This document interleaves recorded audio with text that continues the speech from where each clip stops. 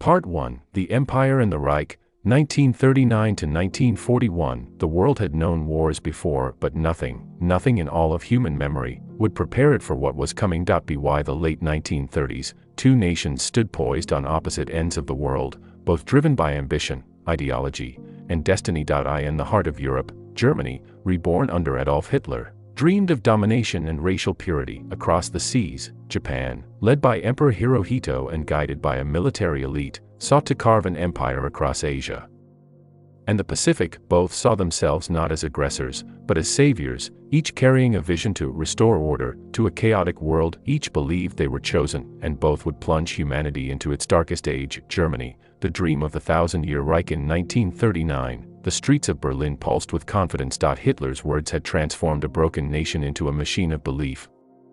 After years of humiliation following World War I, Germany was rising again. Factories worked day and night.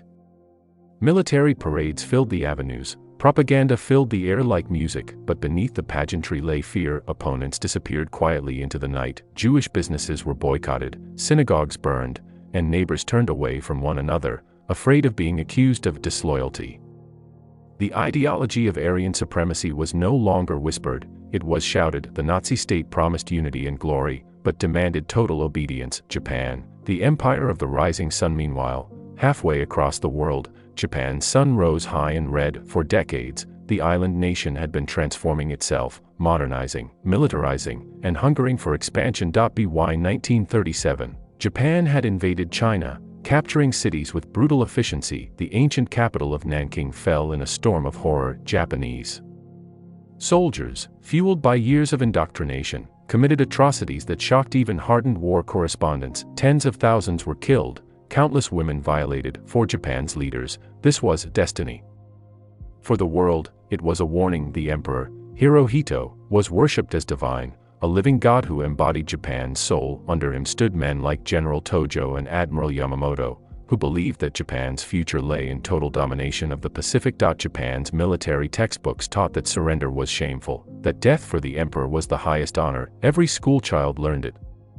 Every soldier lived it. The world holds its breath. In Europe, Hitler's armies were moving. On September 1, 1939, German forces invaded Poland. Within weeks, the country was crushed beneath steel and fire. The world was at war again. Britain and France declared war, but it was too late. The German blitzkrieg, lightning war, was unstoppable. Tanks, aircraft, and soldiers moved as one, crushing resistance before it could form. As Poland fell, the first mass executions began. In small villages and quiet forests, Jewish families, priests, and intellectuals were rounded up and shot. The seeds of genocide had already been planted. In the East, the Soviet Union, under Joseph Stalin, invaded from the other side, carving Poland in two. For now, Germany and the USSR were friends, bound by a pact of convenience, but both knew the truth. They were only waiting for the right moment to destroy each other. The Pacific mirrors European Asia. Japan's war machine was spreading like wildfire. The occupation of Manchuria had been only the beginning. Now, Japan's eyes turned towards Southeast Asia, the Philippines, Malaya, and the Dutch East Indies. But one obstacle stood in its path: the United States. Washington watched with growing alarm as Japan consumed more of China, tightening its grip on trade routes and oil supplies. American sanctions bit deep, threatening to strangle Japan's military ambitions. Inside Tokyo's war councils, a fatal choice was forming. To survive, Japan would have to strike first, and strike hard. A world of parallels. By 1940, the map of the world was being redrawn in real time. In the West, the Nazis marched through Denmark, Norway, and France with terrifying precision. In just 6 weeks, the once great French Republic collapsed. Paris fell. The swastika flew from the Eiffel Tower. In the East, Japanese troops advanced deeper into China, crushing resistance with tanks and bayonets. Entire villages vanished under the heel of the Imperial Army. Two empires, two oceans apart, both drunk on victory, both blind to the suffering they caused. The Holocaust begins in silence while the world focused on battlefields. A quieter war was being fought in secret. In occupied Poland, the Nazis established ghettos, walled sections of cities where Jews were forced to live in starvation and filth. Warsaw, once a thriving capital of culture, became a prison. Trains began to move, slow, methodical, unmarked. Families disappeared into the East for resettlement. In reality, They were being sent to death. The extermination camps, Auschwitz, Treblinka, Sobibor, were not yet at full capacity, but their foundations were laid. The machinery of genocide was being built piece by piece. The rising storm. By 1941, the world stood on the edge of catastrophe. Hitler prepared to invade the Soviet Union, believing he could destroy communism and conquer the East. Japan, isolated and desperate for resources, finalized plans to attack the United States. On both sides of the world, men prayed to gods who would not answer, and ordinary people, farmers, workers, mothers, children, had no idea that within a year, their entire world would burn.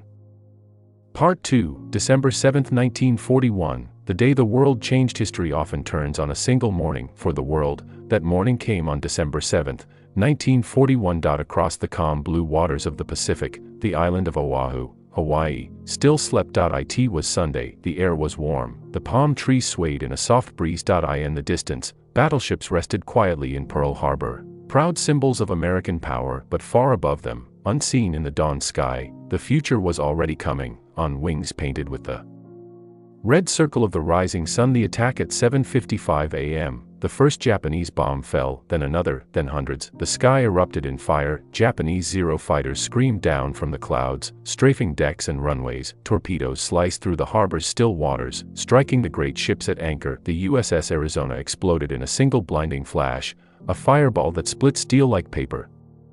Men were thrown into the water, some burning, some broken, some swimming through oil and flame too.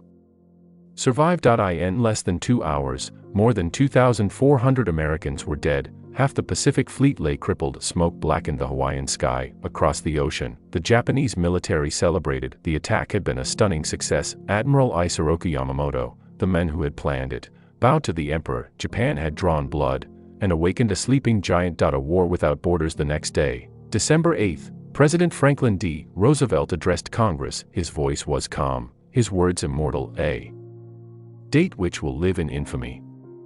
The United States declared war on Japan. Germany and Italy, Japan's allies, declared war on America. In a matter of days, a regional conflict became a world war in every sense of the word. While Japan advanced through the Pacific, striking at the Philippines, Singapore, and Hong Kong, the Nazis pushed deep into the Soviet Union. The fires of war now burned on every continent. Tokyo's triumph. In Tokyo, the streets erupted in joy. School children waved flags. Newspapers printed giant headlines, Japan victorious. Within months, Japanese forces conquered most of Southeast Asia, from Burma to the Dutch East Indies. The empire of the rising sun seemed unstoppable, but beneath the victory parades, a shadow was growing. For every city Japan captured, thousands of civilians were slaughtered. In Manila, Singapore, and Hong Kong, prisoners of war were tortured, executed, or worked to death. Japanese soldiers, raised on the code of Bushido, saw surrender as shameful. Those who surrendered were not soldiers, they were animals. The war in the Pacific would become one of unforgiving brutality. Europe in darkness at the same time. Across half a world, Europe was being consumed. By late 1941, German troops had reached the gates of Moscow. Entire Soviet armies were encircled and destroyed. Civilians froze in the snow, starving as the front advanced. Behind the lines, the Holocaust was entering its deadliest phase. The Nazi leadership had met at Wannsee, near Berlin, to finalize what they called the final solution. It was a phrase that sounded administrative, clean, efficient, but its meaning was monstrous. The plan was simple: to erase the Jewish people from the face of the earth. The machinery of death from the ghettos, trains began to roll day and night, cattle cars packed with men, women, and children, their breath fogging in the cold air. They had been told they were being resettled. Instead, they were sent to extermination camps, Auschwitz, Treblinka, Sobibor, Chelmno. Upon arrival, families were separated instantly. Children cried for their mothers, old men whispered prayers, guards shouted orders. Then came the gas chambers, concrete rooms disguised as showers. Zyklon B pellets dropped through vents. Silence within minutes. The bodies were burned, the ashes buried or scattered. Names, faces, lives, all erased, one transport at a time. This was the industrialization of death. The world divided. In 1942, the world was fully divided. The Axis powers, Germany, Italy, and Japan, stood against the Allies, the United States, Britain, the Soviet Union, China, and dozens more. Each believed the other represented evil, each believed they were fighting for civilization itself, but the truth was far simpler. They were fighting for survival. Human Story 7 in the horror. Humanity flickered. In the Warsaw Ghetto. Starving children smuggled food through holes in the wall.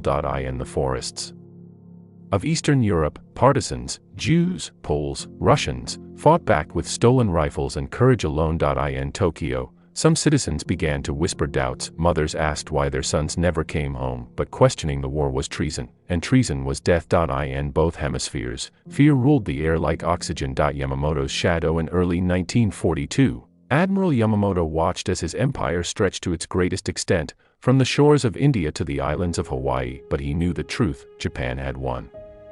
Too much, too fast. Its industry could not match America's, its oil reserves were dwindling, and the Americans, far from broken, were rebuilding with terrifying speed. In Europe, Hitler made the same mistake. He believed victory was inevitable. He had no idea that his invasion of the Soviet Union, Operation Barbarossa, would become the grave of the Third Reich.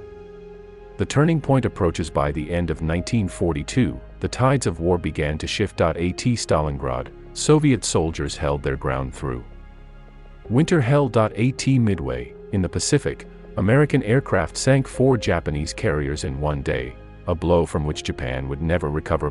Two empires had risen, both had believed in destiny, and now, destiny was turning against them.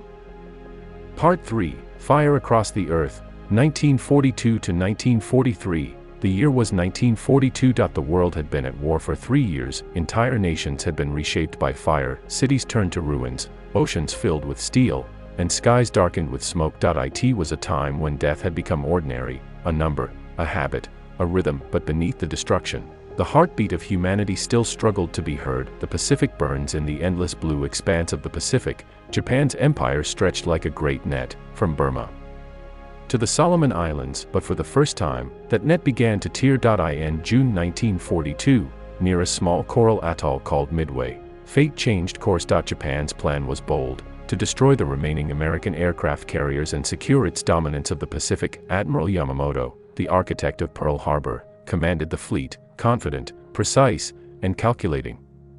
But the Americans had broken Japan's naval code. They knew the plan. They were waiting. At dawn on June 4th, the sky filled with aircraft. Waves of American bombers attacked the Japanese fleet. The air was chaos, smoke, explosions, tracer fire cutting across the sky. 4 Japanese carriers, Akagi, Kaga, Soryu, Hiryu, were engulfed in flames, their decks melted, their planes destroyed before they could take off. Within hours, the pride of Japan's navy sank into the ocean's black heart. For the first time, the rising sun was dimmed. Yamamoto bowed his head in silence. He had awakened the giant, and now, he saw it rise. Stalingrad, the frozen hell. At the same time, half a world away, the Soviet city of Stalingrad stood as a symbol of resistance. In the summer of 1942, the German army, unstoppable for 3 years, marched toward the Volga River. Hitler believed taking the city that bore Stalin's name would break the Soviet spirit forever, but the people of Stalingrad refused to bow. Factory workers fought beside soldiers, women carried ammunition, teenagers crawled through rubble with grenades. The battle became a nightmare, fought house by house, room by room. Bodies froze where they fell, snipers hid in shattered walls, waiting days for a single shot. As winter set in, the temperature plunged below -30 degrees C. The Germans, starving and trapped, began to die by the thousands. In February 1943, the 6th Army surrendered. Out of 300,000 soldiers, fewer than 90,000 survived to become prisoners. Only 5,000 would ever return home. It was the first major defeat of Hitler's war machine. The tide had turned. The Holocaust expands. While armies clashed, the machinery of the Holocaust worked without pause. Trains rumbled across Europe, day and night, carrying Jews, Roma, Poles, and Soviet prisoners to camps built for one purpose: extermination. At Treblinka, as many as 10,000 people were murdered in a single day. At Auschwitz-Birkenau, the chimneys never stopped smoking, but even in this darkness, acts of defiance shone like sparks in the night. In 1942, in the Warsaw Ghetto, whispers began: "We will not die in silence." Weapons were smuggled in, secret meetings held in basements. The resistance grew. In 1943, as the Nazis began liquidating the ghetto, Jewish fighters rose up, outnumbered, outgunned. They fought street to street for nearly a month. It was hopeless, but it was heroic. When the last fighters were captured or killed, the German commander reported, "The Jewish quarter of Warsaw no longer exists." But the world had heard them. Their courage echoed far beyond the ruins. Across the oceans while Europe burned, the Pacific turned into a graveyard of ships and at Guadalcanal. American Marines landed on jungle shores, meeting an enemy that refused to surrender. For months, the island became hell: heat, disease, hunger, and death. When the last Japanese soldiers retreated in early 1943, they left behind 25,000 dead. The Japanese army called retreat unthinkable. Commanders ordered banzai charges, suicidal frontal attacks meant to die with honor. Young men shouted the emperor's name as they ran into gunfire. None returned. The Americans began to understand. This war would not end easily. Life under occupation across Europe and Asia. Civilians suffered in ways history can barely describe. In France, people whispered news on hidden radios. In the Philippines, Japanese soldiers executed anyone suspected of aiding the resistance. In Greece, villages were burned in reprisal for partisan attacks. Hunger became universal. Children scavenged in ruins for food. Families lived in fear of a knock on the door that meant death. Yet everywhere, in Warsaw, Manila, Paris, Nanking, people resisted in small, quiet ways. They shared bread. They hid neighbors. They refused to stop being human. Science of War. 1943. Technology had become a new weapon. Radar-guided planes through the night.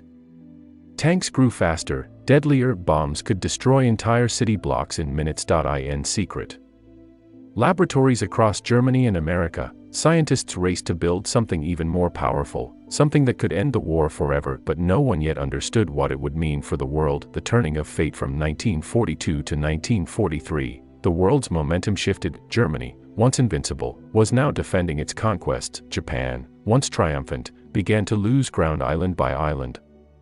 But the cost of each victory was staggering. Millions were dead, cities had ceased to exist, and yet, the war raged on. Everywhere, ordinary people clung to a fragile hope that somehow, when the fires ended, there would be something left of the world to rebuild. Part 4. Collapse of Empires, 1944 to 1945. By 1944, the world had changed beyond recognition. Tens of millions were dead. Entire continents were scarred, but for the first time in 5 years, there was hope. The Axis powers, Germany, Italy, Japan, were beginning to crumble. The Allies had grown stronger, united by one goal: to end the darkness, whatever the cost. D-Day, the longest day. The morning of June 6, 1944. The gray waters of the English Channel were alive with ships. 5,000 vessels carried 156,000 soldiers toward the coast of Normandy, France. The plan, known as Operation Overlord, was the greatest invasion in human history. It was also a gamble, one that could change everything. As dawn broke, waves of men stormed the beaches under endless machine gun fire. The sea turned red, bodies floated among the waves, but they did not stop. At Omaha Beach, the Americans suffered terrible losses. Whole platoons wiped out within minutes, yet hour by hour, they pushed forward. By nightfall, the Allies had secured a fragile foothold in Europe. The liberation of the continent had begun. Behind them, in the tunnels of London, Winston Churchill wept quietly. He knew that thousands had died, but he also knew, "We have entered the continent of Europe." The fall of Italy and Mussolini. While the Allies stormed France, Italy was already collapsing. In 1943, Mussolini had been overthrown. The once feared dictator, who had dreamed of rebuilding the Roman Empire, was now a fugitive, hiding in the north under German protection. In April 1945, as Allied forces closed in, Mussolini and his mistress tried to flee to Switzerland. They were captured by Italian partisans. The next day, they were executed. Their bodies hung in public in Milan. The empire he promised never existed. Only ruin remained. The Eastern Front, the Soviet tide to the east, the Red Army surged like a flood toward Berlin. After Stalingrad, the Soviets had grown unstoppable. In 1944, they liberated Kiev, Minsk, and Warsaw. City after city crushed under German retreat. The price was unimaginable. More than 20 million Soviet lives lost since 1941. In January 1945, the Red Army crossed the Oder River, just 60 kilometers from Berlin. Civilians fled west in terror. Refugee columns stretched for miles across frozen roads. Bombers screamed overhead. In the ruins of the Third Reich, Hitler raged in his bunker, His empire reduced to a few streets, his army to boys and old men. The Holocaust. Liberation's Allied soldiers moved across Europe. They began to uncover what no one had truly believed. In Poland, Ukraine, and Germany, they found the camps, mountains of shoes, eyeglasses, and bones. The smell of death clung to everything. At Auschwitz, Soviet soldiers entered the gates on January 27, 1945. What they found silenced even the battle-hardened, emaciated survivors stared in disbelief. Children with shaved heads looked up at soldiers, too weak to smile. Tattooed numbers marked their arms, living proof of the machinery of death. In the West, Americans liberated Buchenwald, Dachau, and Bergen-Belsen.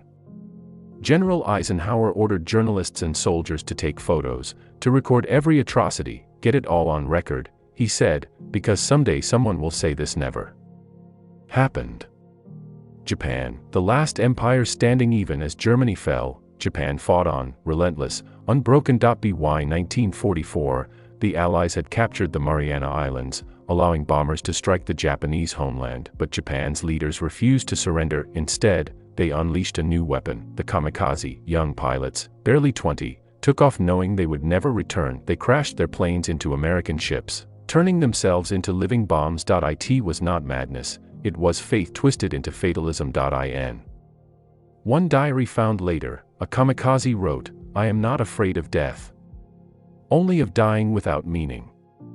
The firebombing of Tokyo on the night of March 9, 1945, American B-29 bombers dropped 1,700 tons of incendiary bombs on Tokyo. The wooden city ignited, winds turned the fire into a hurricane. More than 100,000 civilians were burned alive in a single night, more than Hiroshima or Nagasaki would later claim. The survivors described rivers boiling with bodies, the air itself on fire. It was the greatest single act of destruction in human history, until the weapon that came next, Hiroshima and Nagasaki. In the deserts of New Mexico, the secret Manhattan Project had succeeded. The world's first atomic bomb was ready. On August 6, 1945, the bomber Enola Gay took off from Tinian Island. At 8:15 a.m., it released its payload over Hiroshima. A blinding flash, then silence. The city vanished. 80,000 people died instantly. Tens of thousands more died in the days that followed, their bodies burned by radiation. 3 days later, on August 9, another bomb fell on Nagasaki. The same horror repeated. The Japanese government finally surrendered. On September 2, 1945, aboard the USS Missouri, the war was officially over. The emperor, once seen as divine, spoke to his people for the first time, "We must endure the unendurable."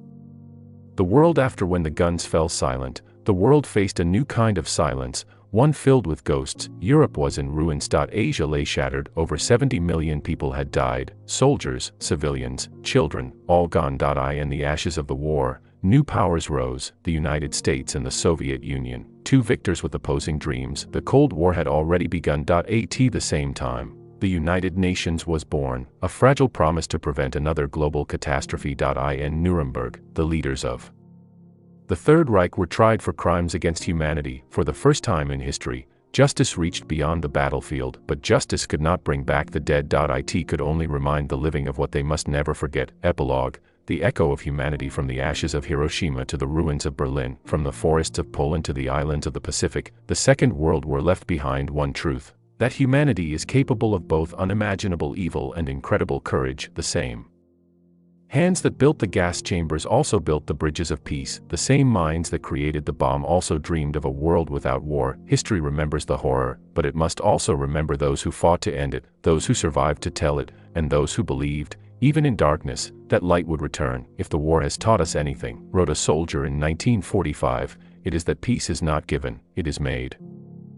Part 5, Aftermath and Legacy, 1946 to 1950. The silence after the storm. The war was over, but victory did not feel like triumph, it felt like exhaustion. Cities that had once been symbols of civilization were now skeletons of stone. Warsaw, reduced to dust. To Berlin, a hollow carcass of rubble. Tokyo, flattened by fire. Hiroshima and Nagasaki, shadows burned into the pavement.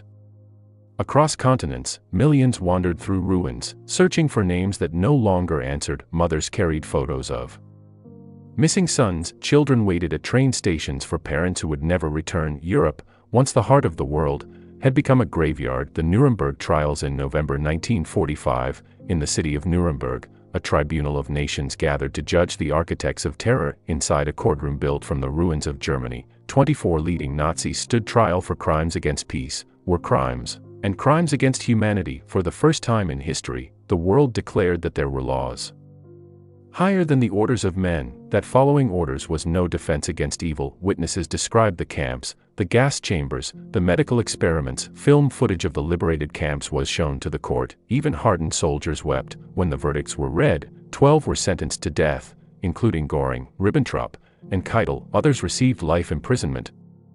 Göring cheated the gallows by swallowing cyanide the night before his execution, but the message of Nuremberg remained clear. The crimes we judge here are so calculated, so malignant, that civilization itself cannot tolerate their being ignored.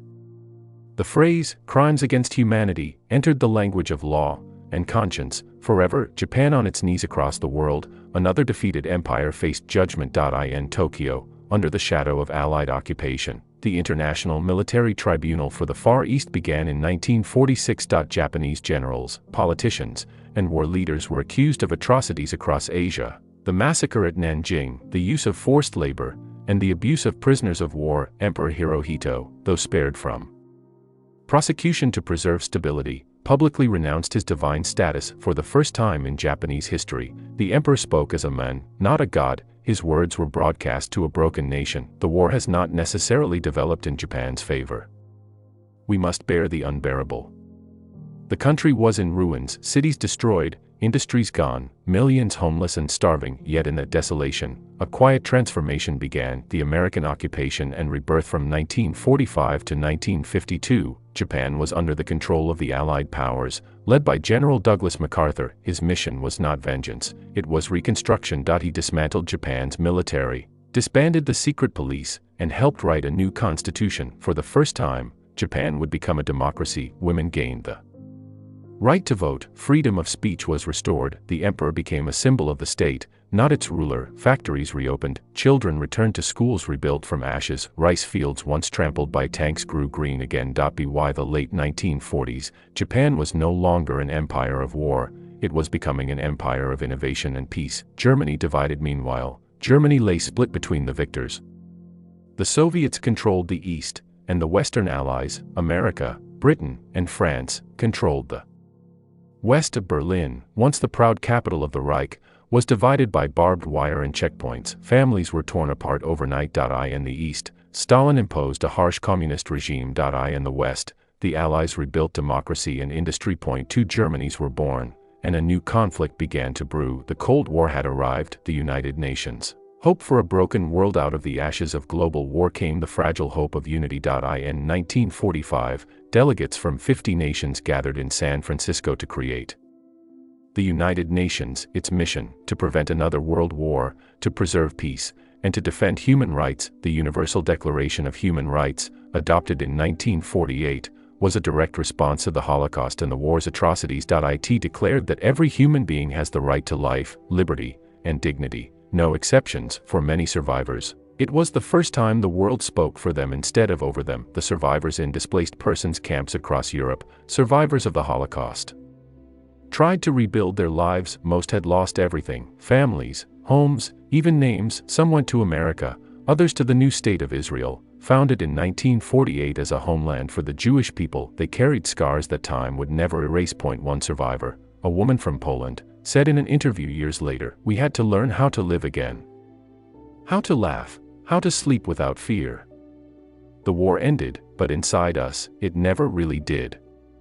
Hiroshima, city of memory in Japan. The ruins of Hiroshima were left as a memorial. The Genbaku Dome, the only structure that survived near the bomb's epicenter, was preserved, a skeleton of steel and stone. Every year, on August 6, people gathered to float lanterns down the river, each carrying the name of someone lost. The light shimmered on the water, turning grief into remembrance. At the same time, Hiroshima became a voice for peace, a reminder of what humanity could destroy, and what it must protect. The soldiers who returned. For those who fought and survived, peace was not simple. Millions of veterans returned to find their countries changed, their youth stolen. Some found honor, others found silence. In America, soldiers came home heroes. In the Soviet Union, they came home ghosts, many never recognized for their sacrifices. In Japan and Germany, returning soldiers faced shame and despair. And yet, some found meaning in rebuilding what they had once helped destroy. A new world emerges. By 1950, the world was reborn, but never the same. Nuclear power had replaced battleships, alliances shifted overnight, the United States and the Soviet Union began a new kind of war, not fought with bullets, but with ideology and fear. The Cold War divided the planet into two halves, East and West, communism and capitalism, shadow and light. But beneath it all, the memory of the last war remained, silent, heavy, unhealed. Epilogue: humanity in darkness. In the years that followed, monuments rose on the ashes of war. The gates of Auschwitz stood as warnings, not ruins. The memorials of Hiroshima whispered of fire and forgiveness. Graves across Europe and Asia held millions of unnamed souls, proof of what hate can build and what it can destroy. World War II ended not only with surrender, but with understanding that humanity's greatest enemy is not a nation or an army, but the darkness within itself. Yet in that same darkness, light survived, in those who rebuilt, who forgave, who remembered. And so the story of the Second World War remains, not only as a chronicle of violence, but as a lesson in what it means to be human. Those who cannot remember the past, said philosopher George Santayana, are condemned to repeat it. Let this story, of nations and of souls, be remembered, so that the world, once broken, may never break that way again.